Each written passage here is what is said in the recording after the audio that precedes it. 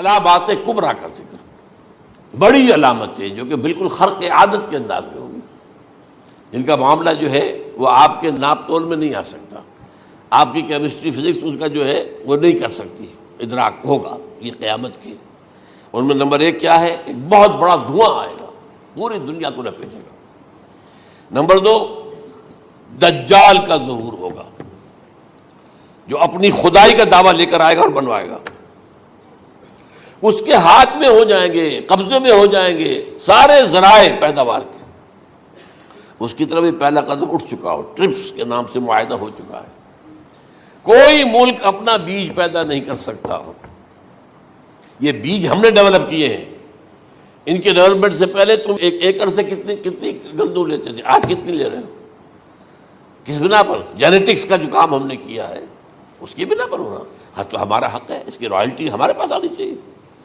لہذا صرف ان اداروں سے، ملٹی نیشنل سے خریدا جائے گا بیج، اور بیج بھی وہ دیں گے وہ کہ جس سے جو فصل اگے گی وہ بیج نہیں لا سکتی، وہ بیج کا کام نہیں کر سکتی۔ جیسے آپ کو معلوم ہے کہ آپ کے ہاں جو گوشت کھایا جاتا ہے مرغے کا، تو مرغا وہ جو ہے اس میں مرغا ہو یا مرغی ہو، اس کے اندر کوئی وہ کیفیت ہی نہیں ہے۔ ان کے انڈے جو ہے ان سے آپ بچے حاصل نہیں کر سکتے، ہے تو انڈا، دیکھنے کو تو انڈا ہے، لیکن وہ بنڈا جو ہے اس سے بچہ تو نہیں حاصل کر سکتے۔ ایسے ہی وہ گندم کا بیج دیں گے، نظر آئے گی گندم، لیکن اس کے اندر وہ صلاحیت نہیں ہے کہ اس سے جو فصل اگے گی اس کا نتیجہ جو ہے وہ بھی آپ لے سکیں۔ یہ ہونا ہے، اللہ جانے، قدم اٹھ رہے ہیں ادھر۔ پھر یہ ہے کہ دابۃ الارض، زمین سے ایک حیوان نمودار ہوگا، زمین شق ہوگی۔ ابھی میں کہہ رہا ہوں خرق عادت ہے، یہ چیزیں وہ نہیں ہیں جو ہماری کسی حساب کتاب میں جو باتیں پہلے آئی ہیں وہ تو حساب کتاب میں آ رہی ہیں، ساری سمجھ میں آ رہی ہیں، ساری چیزیں مشاہدہ ان کا ہو رہا ہے۔ لیکن یہ ہے کہ دابۃ الارض، یہ کہتے ہیں کہ کوہ صفا، اس میں تو نہیں ہے حدیث میں، کوہ صفا پھٹے گا اور اس میں سے ایک حیوان دابہ وہ ظاہر ہوگا، تو اسی لیے فرمایا ہے وَإِذَا وَقَعَ الْقَوْلُ عَلَيْهِمْ أَخْرَجْنَا لَهُمْ دَابَّةً مِّنَ الْأَرْضِ تُكَلِّمُهُمْ، تو ہم اندر سے پیٹ کے چیر کر زمین کے پیٹ کو ایک حیوان کو برآمد کریں گے جو انسانوں سے بات کرے گا، گفتگو کرے گا۔ نمبر 4، طلوع الشمس من المغرب، یہ بھی خرق عادت، سورج تو طلوع ہوتا ہے مشرق سے، غروب ہوتا ہے مغرب میں، لیکن اس وقت معاملہ الٹا ہو جائے، یعنی جو کائنات کے اندر جو گڑبڑ ہوگی کچھ سمجھ میں بات آتی ہے کہ یہ معاملہ جو ہے یہ تو اس پورے سولر سسٹم کو اگر بدل دیتے ہیں تو مشرق مغرب ہو جانا، مغرب مشرق ہو جانا، یہ بالکل سمجھ میں آنے والی بات ہے۔ اس کے بعد ہے عیسیٰ ابن مریم کا نزول، جس کے بارے میں آج میں نے گفتگو کی ہے تفصیل سے۔ یہ نزول ہونا ہے، یہ علامات قیامت میں سے حضور نے بیان فرمایا ہے، اور قرآن مجید کی جو اصطلاحات ہیں اس کے حوالے سے میں نص قطعی جو ہے وہ میں آپ کے سامنے رکھ چکا ہوں۔ پھر یاجوج ماجوج کا ایک معاملہ ہے، یہ میں ابھی اس وقت زیادہ اس پر بات نہیں کر سکتا۔ حضرت عیسیٰ علیہ السلام کے نزول کے بعد 2 کام ہوں گے، یہودیوں کا قلع قمع ختم، تمام یہود، ایک کام تو یہ ہونا ہے، اور نمبر 2 عیسائیت کا ختم ہو جانا۔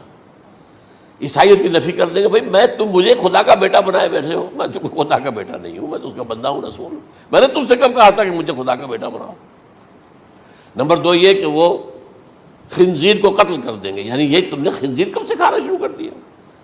میں تو تم کو نکاح اجازت دے کر گیا تھا، یہ تو شریعت موسوی میں حرام تھا، اور میں کہہ کر گیا تھا کہ یہی شریعت تم پر لاگو رہے گی، ہاؤ کم تم نے کیسے یہ؟ آج بھی بہت سے رومن کیتھولکس جو ہے وہ سور نہیں کھاتے، وہ اس میں ہے ان کے اندر کچھ نہ کچھ بات جو ہے جو حضرت عیسیٰ کی تعلیمات کا کچھ اثر ان کے ہاں ہے۔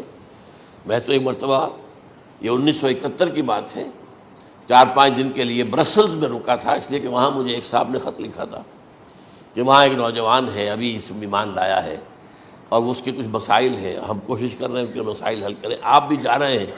میں انگلینڈ جا رہا تھا تو واپسی پر آپ ان کے یہاں چند دن ٹھہرے، میں حیران ہوا، ویسے اس نے مجھے اپنے گھر ٹھہرایا نہیں، اس لیے کہ ماں باپ تو اس کے کرسچن تھے، اور پولیس کا چیف آفیسر اس کا باپ تھا، چیف آف پولیس فورس۔ اس نے مجھ سے 1 دن کھانے پہ بلایا، میں ہوٹل میں ٹھہرایا مجھے، اس نے کہا آپ اطمینان سے یہاں کھانا کھائیں، اس گھر میں نہ آج تک کوئی شراب کی بوند آئی ہے اور نہ ہی کوئی بوٹی آئی ہے سور کی. Roman Catholics. اب اکلوتا بیٹا تھا یہ عبدالعزیز نے بعد میں نام رکھا، وان کینٹر اس کا نام تھا جو کہ اوریجنل تھا. پھر اس نے نام رکھا عبدالعزیز وان کینٹر، پرانا نام بھی بحال رکھا. نہایت ایک نہایت خوبصورت. 28 سال کی عمر تھی اور اس وقت میں نے دیکھا تھا کہ اس کی فقہی معلومات جو ہے میری معلومات سے 10 گنا زیادہ. اس کی وجہ کیا ہے؟ وہ گیا تھا موراکو میں ایز اے ٹیچر ملازمت کرنے، پیسہ کمانے. وہاں وہ مسلمانوں سے اس کا ہوا رفع ضبط ہوا، اسلام کی تعلیمات سامنے آئی، اسلام لے آیا. اب اکلوتا بیٹا ہے اور ماں باپ جو ہے کرسچن کیتھولکس. جب وہاں سے واپس آیا تو پھر کہتے ہیں کہ ہمارے درمیان ایک معاہدہ ہے، وی آر لیونگ ٹوگیدر، لیکن یہ معاہدہ ہے ہم مذہب پہ بات نہیں کریں گے، بس باقی جو بھی ہے وہ ساتھ رہ رہے ہیں. لیکن میں حیران ہوا، مجھے معلوم نہیں تھا. اچھا اس کے بعد اس نے جب اسلام کا فیصلہ کیا تو اس کے سامنے سوال آیا کون سی فقہ اختیار کروں. تو اس نے بڑی جو ہے تھورو اسٹڈی کی ہے تمام فقہوں کی، کمپیریٹو اسٹڈی. ان کو کرنے کے بعد پھر فائنل فیصلہ اس کا یہ تھا کہ حنبلی فقہ میں اختیار کروں. چاروں فقہوں میں سب سے لیٹسٹ حنبلی ہے، یعنی حنفی نمبر 1، پھر مالکی نمبر 2، پھر اس کے بعد شافعی نمبر 3، پھر یہ امام احمد ابن حنبل ہے. اور امام احمد ابن حنبل کے زمانے تک احادیث بہت بڑے پیمانے پر جمع ہو چکی تھی، جبکہ ابھی حضرت امام ابو حنیفہ کے زمانے میں کوئی اتنا زیادہ جو ہے حدیث کا بھی ذخیرہ نہیں بنا تھا. اسی پر تو لوگ حیران ہوتے ہیں کہ زیادہ حدیث امام ابو حنیفہ کے علم میں نہیں تھی، لیکن بجال ہے کہ ان کا کوئی فتویٰ جو ہے کتاب و حدیث کے کتاب اور سنت کے خلاف ہو. اگرچہ انہوں نے صاف کہا کہ اگر تم پاؤ کوئی ایسی سچی حدیث، پختہ حدیث جو میری کسی رائے کے خلاف ہو تو میری رائے کو دیوار پر دے مارنا اور اس صحیح حدیث کی پیروی کرنا.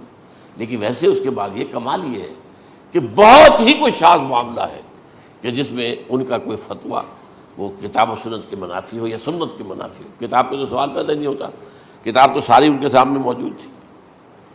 اس کے بعد یہ ہے کہ یاجوج ماجوج اصل میں بتا رہا تھا آپ کو کہ جب عیسائیت بھی ختم ہو گئی، یہود ویسے ختم ہو گئے، استیصال ہو گیا، جڑ کٹ گئی. اب عیسائیت گویا کہ اسلام میں ضم ہو گئی. عیسائیت مذہب ختم، یہودی خود ختم. اب یہ طاقت کتنی ہو جائے گی؟ تقریباً 2/3 دنیا آ گئی. تمام اب عیسائی 2 ارب کے قریب ہیں، 1 ارب 90 کروڑ ہوں گے، یا مسلمان بھی 1 کروڑ 50-60 لاکھ ہیں. دونوں کو جوڑ لیجیے کتنے ہو گئے؟ 6 ارب کل آبادی ہے. لیکن اس کے بعد آتا ہے یاجوج ماجوج کا خروج. یہ یاجوج ماجوج میرے نزدیک چائنا اور رشیا ہے. ان کی مجموعی طاقت اتنی ہوگی اور یہ اس طرح آئیں گے ہر اونچائی پر سے اترتے ہوئے، پھسلتے ہوئے. جیسے 1962 میں جب وار ہوئی تھی بٹوین چائنا اینڈ انڈیا 1962 میں، تو وہ اس وقت کا نقشہ جو آج بھی اخبارات میں پڑھتا تھا تو یاد waves after waves of Chinese soldiers were coming down the slopes of Himalayas. یہ تو وہ ہے نا جن کی تعداد کا کوئی حساب نہیں ہے. اور رشیا اور یہ مل کر جو ہے، میرا اندازہ یہ ہے کہ جب پہلے ملحمۃ العظمیٰ ہوگی وہ عیسائیوں اور مسلمانوں کے درمیان، اس وقت یہ دونوں پاورز نیوٹرل رہیں گی. لیکن غالباً یہ بات طے کر لیں گی کہ ویپنز آف ورلڈ جو ہے ماس ڈسٹرکشن یہ استعمال مت کرنا. اگر یہ ویپنز آف ماس ڈسٹرکشن استعمال کرو گے تو ہم میدان میں آ جائیں گے. اس میں وہ جنگ جب ہو چکے گی، پھر حضرت عیسیٰ کو فتح حاصل ہو جائے گی، اور پھر یہ کہ یہودیت ختم ہو جائے گی، عیسائیت بطور مذہب ختم ہو کر اسلام میں ضم ہو جائے گا. پھر وہ 40 برس کا عہد حکومت ہے حضرت عیسیٰ علیہ السلام. لیکن جب یہ فتح ہو جائے گی ان پر، اب یاجوج ماجوج آئیں گے اور اتنی تعداد میں آئیں گے کہ بحیرہ طبریہ جو ہے اس کا سارا پانی پی جائیں گے. یہ تو اگر آپ کو کبھی اندازہ ہو یا کوئی آپ جانیں ان لوگوں کو جو ان چینیوں سے واقف ہیں، وہ کہتے ہیں زمین پر ہلتی ہوئی کوئی چیزوں سے وہ چھوڑی چھوڑ کے کھا جائیں گے. جہاں وہ جاتے ہیں ایز اے لیبرر، وہاں کے جو سارے کتے ہیں ختم، ساری بلیاں ختم، ہر شے، وہ جو سانپ کھاتے ہیں، ہر چیز کھاتے ہیں. اور یہ تمام ایسٹرن کنٹریز کے اندر ہوتا ہے. بڑی ڈیلیشیس ڈشز ہیں یہ، سانپ وغیرہ وغیرہ، اور یہ جس طرح کھا جائے، پانی پی ایک قطرہ نہیں رہے گا اس پر. تو پھر جو ہے اللہ تعالیٰ اس وقت جو ہے اس میں ایک ایسی بیماری پیدا کرے گا کہ یہ سب مر جائے. یہ معجزے سے ہوگا، یعنی ان کے اوپر فتح جو ہے وہ عام لڑائی کے ذریعے سے نہیں ہوگی، بلکہ اس کے اوپر فتح جو ہوگی وہ اللہ تعالیٰ سے معجزہ. ایک بیماری پیدا ہوگی، سب مر جائیں گے. اور اس کے بعد اللہ تعالیٰ ایسے پرندے بھیجے گا بڑی لمبی لمبی گردنوں والے، وہ ان سب کو کھا جائیں گے. جیسے ہمارے ہاں گدھ ہوتے ہیں وہ ان کو صاف کر دیں گے. ورنہ تو یہ ہے کہ پوری دنیا کے اندر جو بدبو اور جو پیدا ہوتا معاملہ اس سے، تو اس نوع انسانی کی بقا ممکن نہیں تھی. ان کے خاتمے کے بعد پھر یہ ہوگا کہ حکومت اسلامی جو ہے پوری دنیا میں حضرت مسیح علیہ السلام کی ہوگی. 45 برس وہ رہیں گے. اسی میں وہ کہلن بھی آ جائے گا، وہ فی المہد و کہلن جو میں نے شروع میں بیان کیا تھا. اسی میں پھر یہ ہے کہ وہ شادی بھی کریں گے، ان کی اولاد بھی ہوگی، اور پھر ان کا انتقال ہوگا تو حضرت حضور صلی اللہ علیہ وسلم کے حجرے میں، وہیں پر جہاں حضور اور ابو بکر اور عمر رضی اللہ تعالیٰ عنہم دفن ہیں، وہیں پہ ان کو دفن کیا جائے گا. اور قیامت کے دن حضور فرماتے ہیں کہ میں اور یہ تینوں ساتھ نکلیں گے. تو یہ ہے حالات و واقعات. بہرحال اس میں یہ ہے کہ یہ نوٹ کر لیجئے کہ جہاں تک ہمارے ہاں آج کل کا معاملہ ہے، میرے نزدیک میں یہ کہنے پر مجبور ہوں، جو رفع و نزول مسیح کو نہیں مانتا وہ کم سے کم منکر حدیث ضرور ہے. میں اس سے کم کا فتویٰ نہیں دے سکتا. اب یہ ہے کہ جو لوگ مہدی کو نہیں مانتے ان کا معاملہ میں مختلف سمجھتا ہوں. چند منٹ لے رہا ہوں آپ کے، اور اس لیے کہ ان کی حدیثیں صحیحین میں نہیں ہیں، بخاری مسلم میں نہیں. اور یہ کہ بہرحال ان کا معاملہ جو ہے وہ ایسا نہیں ہے حضرت عیسیٰ کا. حضرت عیسیٰ کے آنے کا جو کچھ ہوگا وہ تو میں نے آپ کے سامنے بیان کر دیا. لیکن یہ ہے کہ حضرت مہدی ہمارے نزدیک اس میں خرق عادت کوئی ہے ہی نہیں. جیسے ہر صدی کے مجدد ہوتے ہیں، آخری صدی کے مجدد وہ ہوں گے، اور میرے نزدیک یہی آخری صدی ہے، اور اسی میں حضرت مہدی کا ظہور ہو جانا.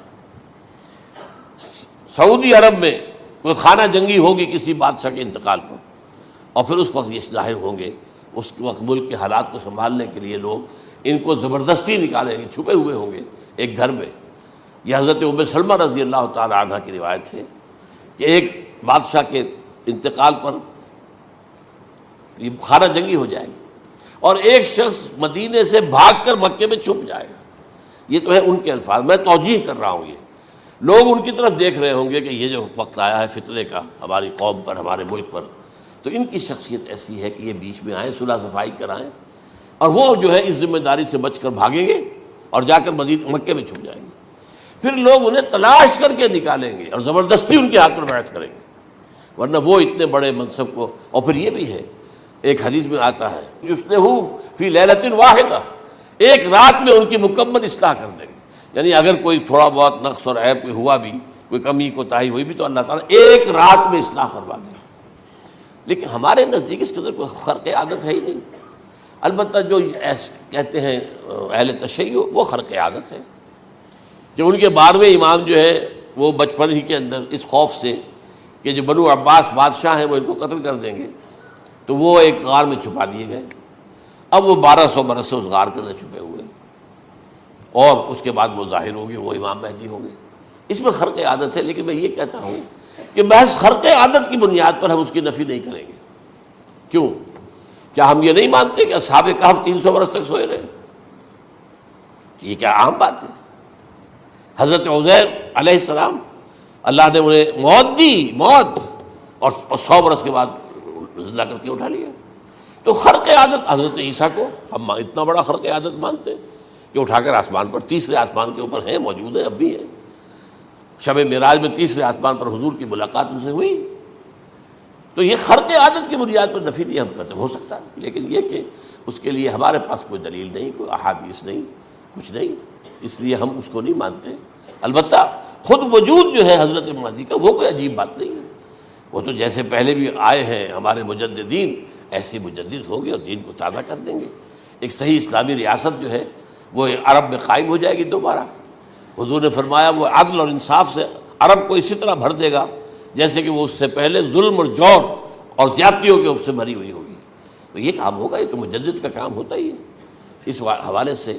لیکن بہرحال میں نے پھر بھی کہا کہ اگر احادیث کی کمزوری کی وجہ سے کہ صحیح عین میں نہیں ہے، اگر کوئی شخص انکار کرے تو مجھے کوئی اعتراض نہیں ہے، ٹھیک ہے، لیکن جو حضرت عیسیٰ کے رفع سماوی اور حضرت عیسیٰ کے نزول کا انکار کرتا ہے وہ کم سے کم، میں انہیں اور آگے کوئی فتویٰ نہیں دیتا کہ وہ کافر ہو گئے یا یہ ہو گئے یا وہ ہو گئے، لیکن منکر حدیث کے لائن میں تو وہ لازماً کھڑے ہو گئے۔